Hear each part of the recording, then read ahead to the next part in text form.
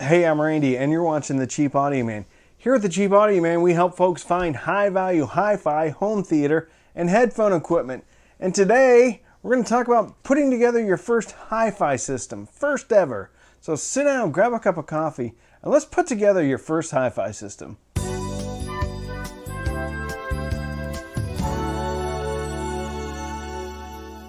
So the idea for this video actually came from a comment. It was either an email, no, I think it was a comment. And they talked about, where do I put what? How do I even begin? And I started thinking about that, and I started my journey when in the mid 80s, early 80s maybe even, and I wanted a CD player. So I had to figure out what else I needed, because you couldn't just stick the CD into a speaker. CD player had to go into something else, and then the speakers had to be connected to that. So I started learning at a, well, relatively young age. But if you don't know how to put together a system, don't feel bad about it. Point being, nobody came into this world knowing everything there is to know about how to build a hi-fi system. So never feel bad if you don't know. That's what this video is for. This is going to be very basic. So this video might not be for everybody. If you're new, you may get some value out of it. Every system fundamentally is made up of three things: a source, an amplifier, and a speaker. In some cases, that can all be in one box. It can be a powered speaker. But let's not get ahead of ourselves. Let's talk about sources. My hair's a little bit messed up today. A little unruly. I need to get a haircut. Sources. Anything that you can push play on. It's kind of a source. So, computer, CD player, tape deck, your phone, a streamer, a turntable. No play button, but you put the needle in there.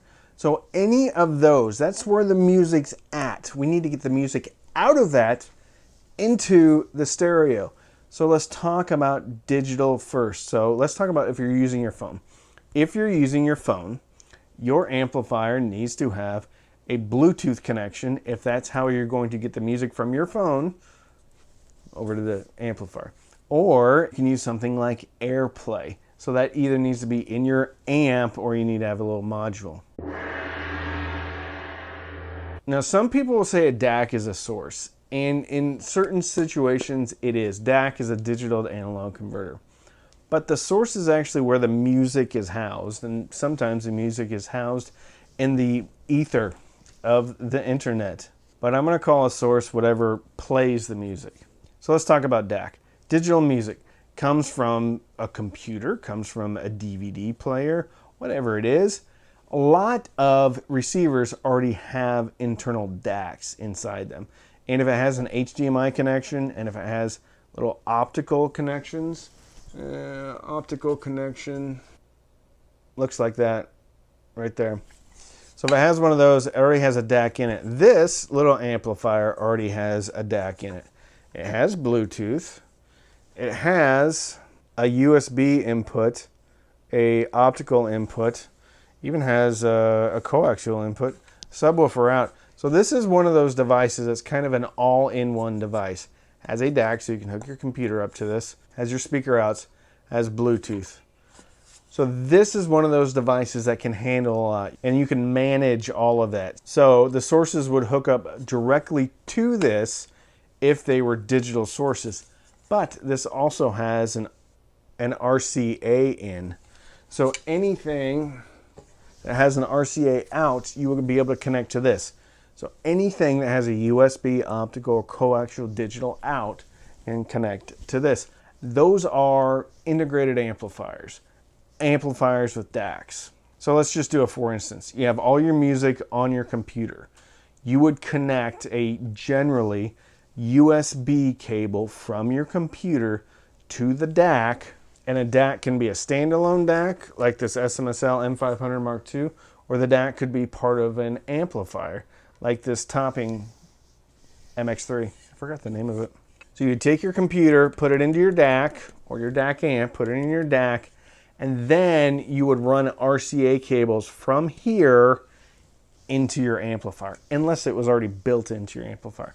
So not all amplifiers have DACs in them. So if you want computer, to DAC, DAC to amp, amp to speakers. And that's pretty much how all of this goes. Let's talk about turntables. Turntables can be a bit confusing because you can't just hook directly from the turntable to an amplifier and have it sound good. Turntables need more amplification, so they have what's called a phono preamp. Sometimes people call that a phono stage or a phono amp. Some turntables have those built in, so you're good. You would just run an RCA cable, and again, those RCA cables generally are white and red. For a turntable that has a built-in phono preamp, you can just run RCAs from there directly into your amp or directly into your powered speaker, and you're good. If your turntable doesn't have a phono preamp in it, just check the back of your integrated amp or your receiver. Some of them already have phono inputs that has a phono stage or phono preamplifier in it. And one of the ways you can look at that is look for the input that says phono, and if there's a little screw next to it, that's the grounding screw. Chances are you already have a phono stage in your receiver or integrated amplifier if you've got one of those little grounding posts. So in that sense, you would go turntable into receiver or integrated amp into the phono stage, connect the ground. If your turntable already has a phono preamp built in, you would go simply phono preamp to your amplifier. If you don't have a phono preamplifier in the turntable itself and you don't have one in your receiver or your amplifier, you would need what is a standalone phono preamp, little box like this. On the back, you would connect your turntable right here, and then right here is the grounding, and then over here you would run the RCAs out from here into your amplifier. So this is an external phono preamp. So that would go turntable to this to your amplifier. And then you're rocking and rolling. And you hook some speakers up to it though too. CD players. So a CD player is a little bit more straightforward if it's a player. You can tell if it's a player because it has red and white RCAs out. So you can take that, take your CD player, run RCA right into an amplifier, and then hook your speakers up, and you're rocking and rolling. However, you may hear the term transport. That means you can't hook up a CD player directly to your amplifier unless it has a DAC in it, okay? So if it's just an amplifier and there's no integrated DAC in the amplifier, you can't hook up a CD transport to the amplifier. You would need a DAC. So transport basically means it's offloading the digital decoding from inside the CD player externally. And that may be an external box, or that may be inside your integrated amplifier. Either way, there's no RCAs on a true transport. If you're wanting to get into CDs though, you don't have to run out and buy a $500 CD player. You can use a Blu-ray player. Sometimes they have decent DACs inside them and they'll sound pretty good. But you can always optical out of the CD player or digital out. CDs will have a digital or optical output. Some of them will. DVD players will. Some of them will. Blu-ray players will. Some of them will. And you can run that right into a DAC or run it into an integrated amp if it has a DAC in it. So in that case, it would go CD player to an amplifier to your speakers, or it would go CD transport to a DAC, which could already be inside your amplifier. So it would go CD transport, DAC, then amp, and then speakers. This sounds more complicated than it actually is. Streamers. So I just did a review on the Weem Mini, and it's a little streamer. Hooking that up, you could go directly from the Weem streamer into RCA on your amplifier or your integrated amp or your receiver, anything like that. Boom, you're up and running. Or you can also digital out of the Weem into a DAC or into your receiver or into your integrated amp if it has a DAC in it. So there's a variety of ways that you can hook that up. One would probably opt to go with a optical output if they have a more expensive, or a DAC that they really enjoy. Good news is, if you have an amplifier that already has a DAC in it, you can run it analog, which would mean you would go into that red and white connection on the back of your amplifier, or you could try it digitally, so you could go optical out, optical into your amplifier, if you have an internal DAC. And then you can see, hey, which one do I like better? So in that case, we're going streamer directly to amplifier via RCA, or we're going streamer to DAC to amplifier to the speakers. And if the integrated amp already has a DAC in it, you would just go streamer to integrated amplifier via digital optical out and then to speakers. Which way you want to go with your first hi-fi system really depends on what you are thinking you're going to do in the future.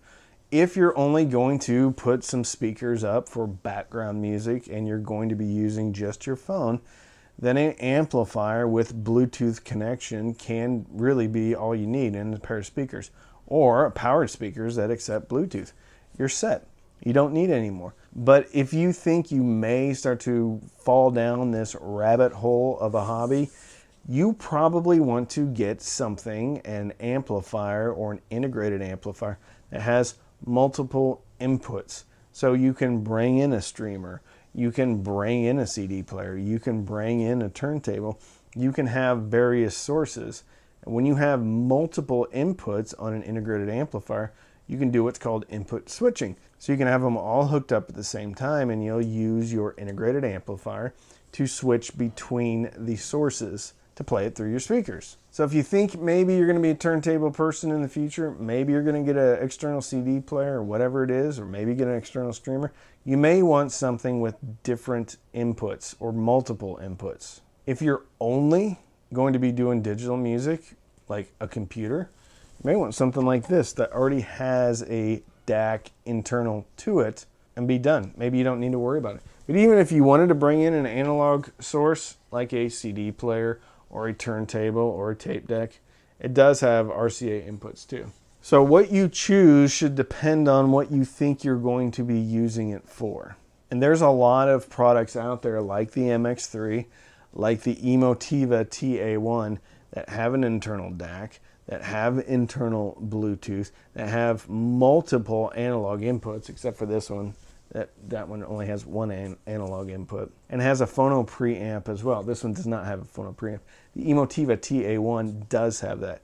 That's, I think, $550. One is getting Bluetooth, an internal DAC with USB, which means you can go right from your computer. Has a coax digital, has an optical digital, and it has a phono stage, and it has preamp outs, and has a subwoofer out. So we're not going to talk about preamps today, but if you ever had a preamp, it would go source, preamp, amplifier, speakers, in that order.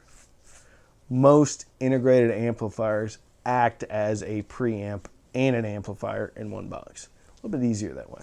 The great thing about integrated amplifiers that have a few analog inputs open on them is they can grow with you. You can get the integrated amplifier like a TA1, or there's a variety of other products out there, the Denon PMA 600NE.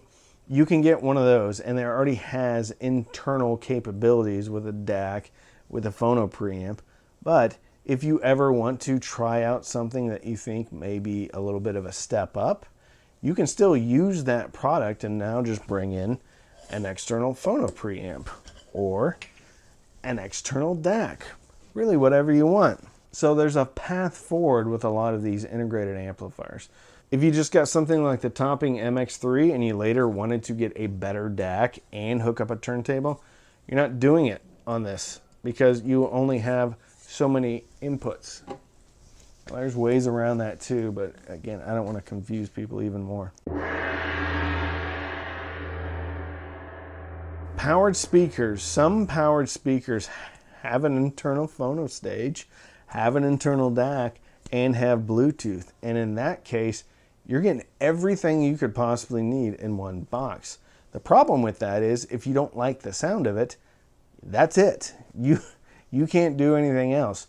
One of the reasons why I like separate components is because I can change things. I can try different combinations, and I find that there is a lot of times synergy between certain products. It makes it, everything just comes together very well. One big happy family. Some people will say that a powered speaker is the way to go, that it's all set up to sound the best. I don't know if I agree with that. I've heard powered speakers that I like. I've heard a lot of powered speakers that I don't like.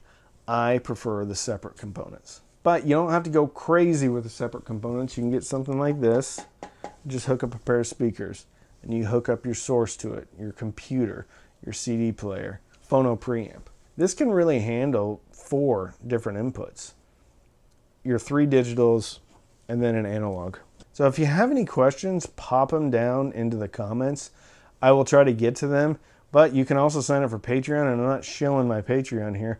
But if you sign up for Patreon, I answer every question that's in there, and you can always just cancel. I know this can be a little bit intimidating for some folks, but again, don't be intimidated. Nobody knew what they were doing when they first started out. We all had to learn at some point, so don't ever feel bad about asking a question. Because if you don't, you could end up buying something A, you don't need, and B, you don't like. So if you want to support the channel, you can sign up for Patreon. Patreon.com/cheapaudioman. Every Saturday night we have Patreon-only Zooms, talk about this stuff, and we have a Patreon-only Facebook group. You can also use any of the affiliate links. It doesn't cost you any more, and it's a great way to support the channel.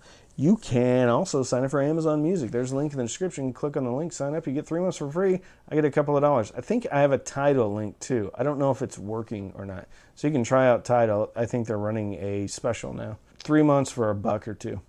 So don't binge watch anything on Netflix or Hulu. Build your first Hi-Fi system and binge listen and fill your soul with happiness. And with that, I'm Randy. I'm the Cheap Audio Man.